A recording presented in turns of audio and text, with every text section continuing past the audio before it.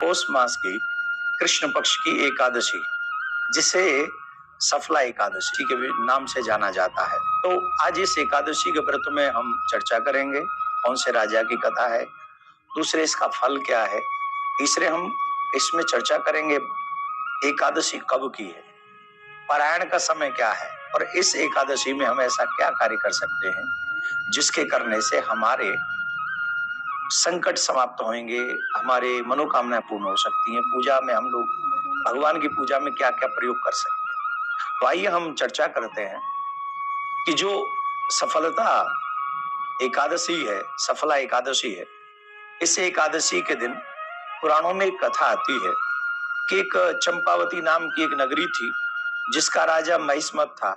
उस राजा के 5 पुत्र थे और 5 पुत्रों में जो सबसे बड़ा बेटा था वो बड़ा चरित्रहीन था और चरित्रहीन दुर्व्यवहार करने में बड़ा माहिर था।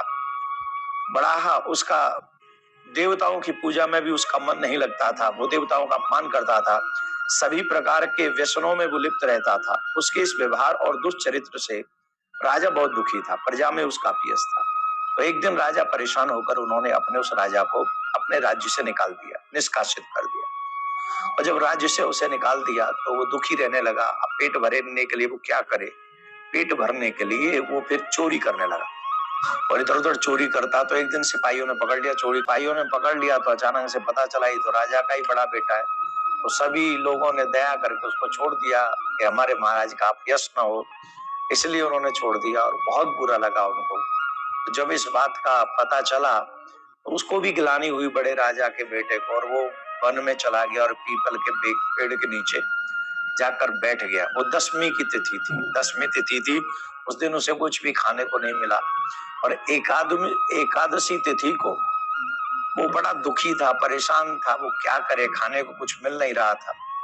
और वो गया सुबह वन में गया, फल फूल लेकर आया। जो फल मिले वो भगवान के लेकर वह पीपल के पेड़ के नीचे बैठ गया और भगवान विष्णु को याद करने लगा। पीपल के पेड़ के नीचे, वो भगवान का वास है ही पीपल में, तो पीपल के पेड़ के नीचे रख के भगवान विष्णु की याद करने लगा और कहने लगा मेरे अपराध क्षमा कर दो, मैं पापी हूँ, मैं दुष्ट हूँ, जो भी है।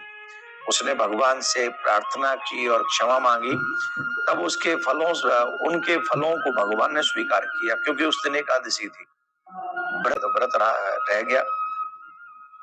भगवान विष्णु प्रसन्न हो गए और सद्बुद्धि प्रदान की, जिससे उसके पिता का कोप जो था वो भी नष्ट हो गया और उसको बुलाया और उसे बुलाकर उसी को राजा बना दिया गया। और फिर उसने धार्मिक राजा बनकर अपनी प्रजा का पालन पोषण किया।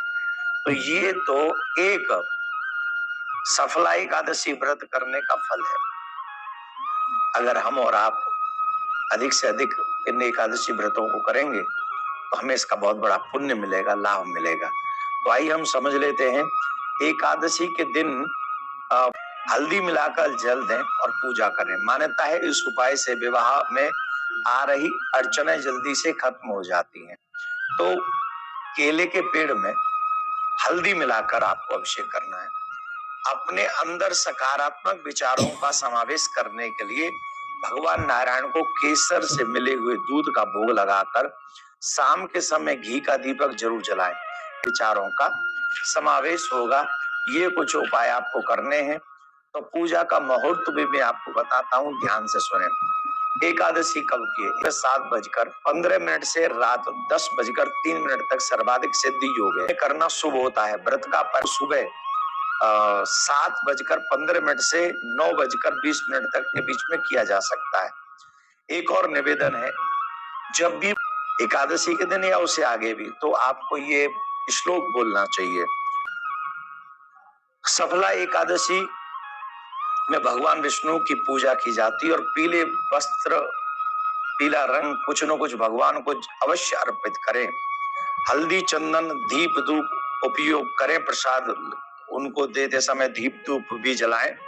तुलसी की पत्तियां चढ़ाना बेहद शुभ है, लेकिन एकादशी के दिन तुलसी की पत्तियां तोड़ी नहीं जाती, इससे पहले ये करना है। एक और निवेदन है, मान्यता है कि सफला एकादशी का व्रत करने से कार्यों में सफलता मिलती है, जीवन के दुखों से छुटकारा मिलता है, मोक्ष की प्राप्ति होती है, मन चाही मनोकामना पूर्ण होती है। इस व्रत को बच्चे बढ़ रहे हैं जिनको सफलता प्राप्त करनी है और जो चाहते हैं कि जीवन में हमें सफलता मिले और कहीं उनके जीवन में रुकावट आ रही है तो उन्हें भी सफला एकादशी का व्रत करवाएं। तो आप लोग समझ गए कि 7 तारीख को हम एकादशी का व्रत करेंगे और 8 तारीख को